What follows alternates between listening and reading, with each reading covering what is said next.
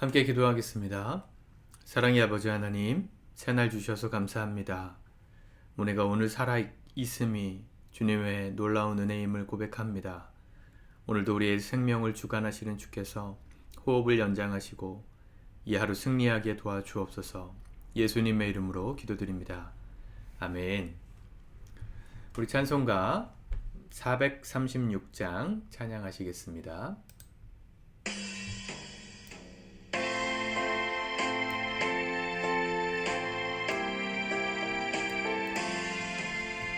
나 이제 주님의 새 생명 얻은 몸, 옛것은 지나고 새 사람이로다.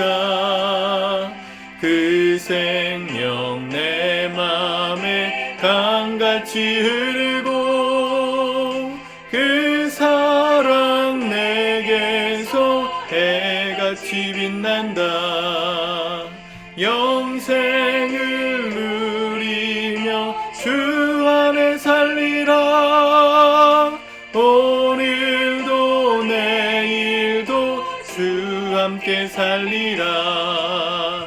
주 안에 감추인 새 생명 얻으니 이전에 줬던 건 이제는 값없다. 하늘의 은혜와 영화를 맛보니 찬송과 기도로 주 함께 살리라. 영생을 맛보며 주 안에 살리라. 오늘도 내일도 주 함께 살리라.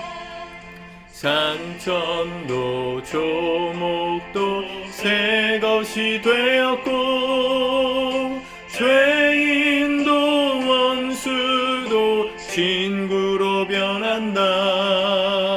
새 생명 얻은 자 영생을 누리니 주님을 모신 맘 새 하늘이로다.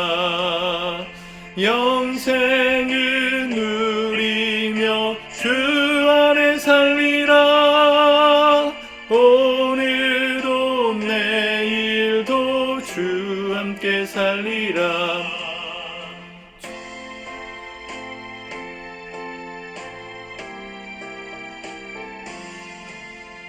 주 따라가는 길 험하고 멀어도 찬송을 부르며 뒤따라가리라. 나 주를 모시고 영원히 살리라. 날마다 섬기며 주 함께 살리라. 영생을 누리며 주 안에 살리라. 오늘도 내일도 주 함께 살리라. 아멘. 오늘은 하나님 말씀 사도행전 14장 말씀을 묵상하도록 하겠습니다. 1절부터 봅시다. 이에 이고니온에서 두 사도가 함께 유대인들의 회당에 들어가 말하니 유대와 헬라의 허다한 무리가 믿더라. 이고니온은 터키 지역에 있는 평야지대입니다. 터키 여행을 할 때 자동차를 타고 버스를 타고 그곳을 지나가 보았는데 정말 황량하기 그지없는 땅입니다. 대평야. 그곳에서 예수님의 말씀을 전했다는 건 이들이 터키 한가운데로 들어갔다는 것입니다. 그렇게 많은 사람들이 예수님을 믿었지만 2절에 보니까 순종하지 아니하는 유대인들이 이방인들의 마음을 선동하여 형제들에게 악감을 품게 하거늘. 어디나 순종하지 않는 사람들이 있습니다.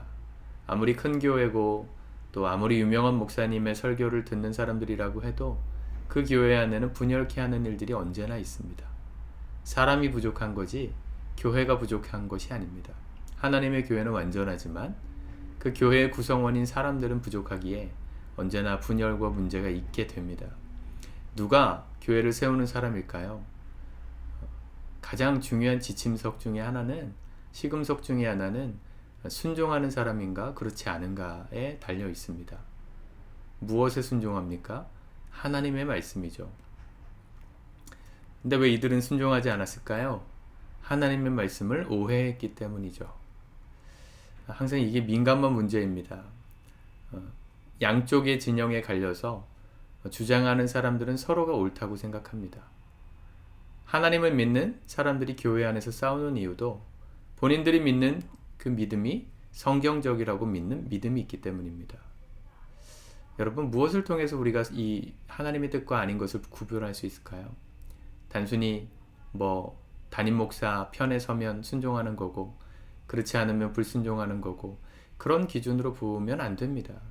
물론 대부분의 목사님들이 신실하시고 주님의 뜻을 분별하려고 몸부림치지만 목회자에게도 부족함이 있고 또 약함이 있거든요. 그렇다고 반대자 위치에 서 있는 성도들의 말만 하나님의 뜻이라고 말할 수 있을까요? 그럴 수 없습니다.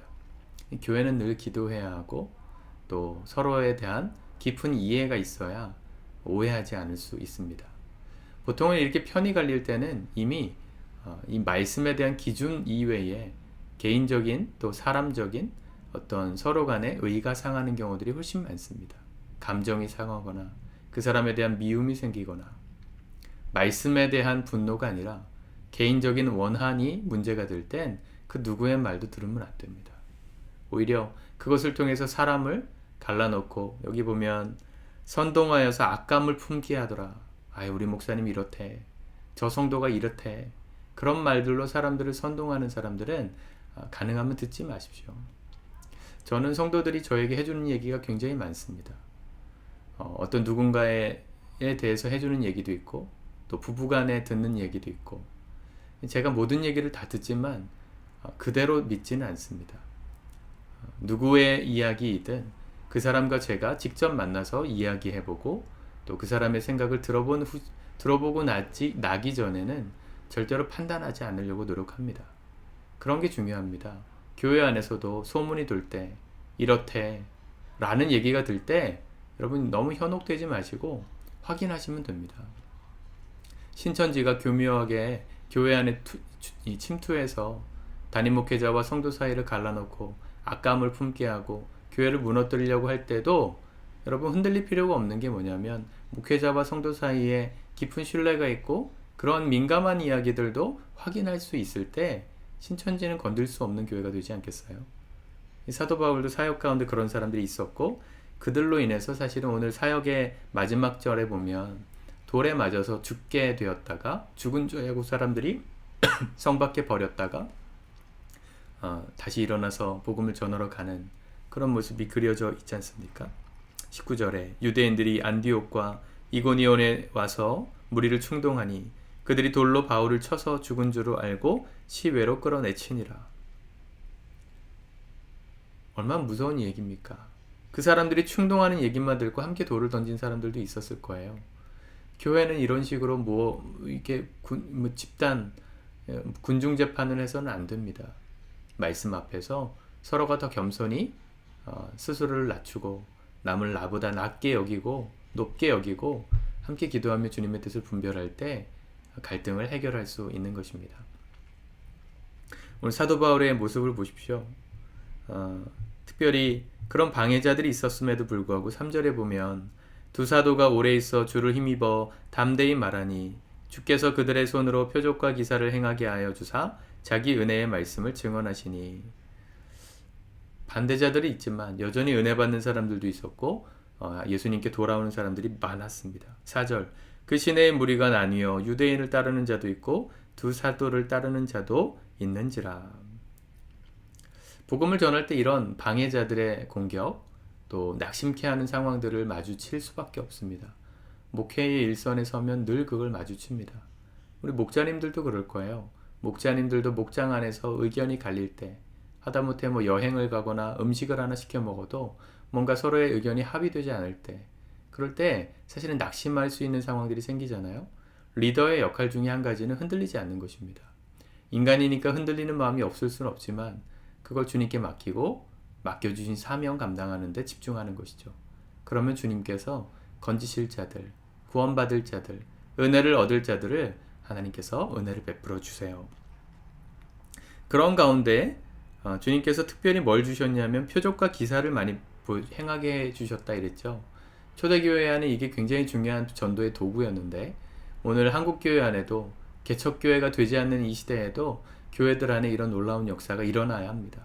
기도하면 병이 낫고 문제가 해결됐고 적어도 담임 목회자가 또 교회 리더들이 합심하여 금식하고 기도할 때 하나님이 역사하시더라.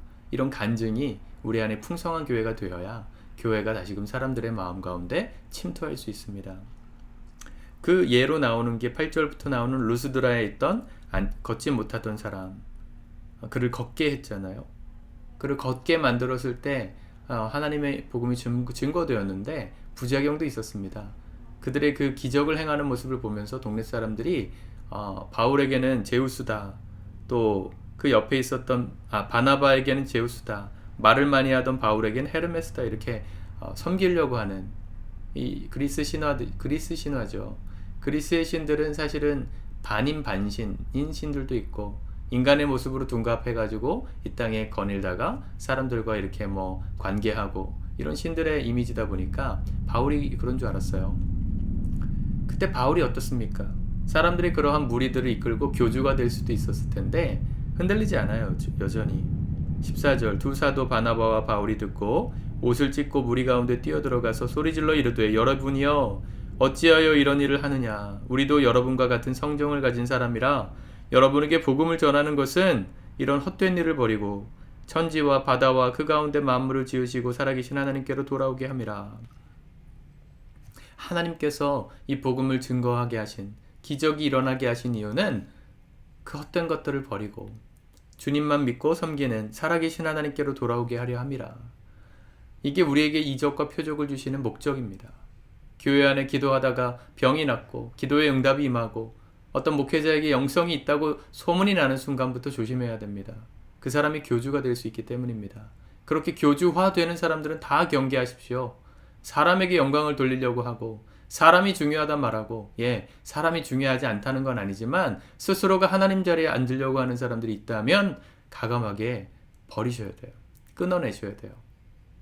그들을 통해서 내가 설사 병고침을 받을 수 있다 하더라도 멀리 하셔야 돼요.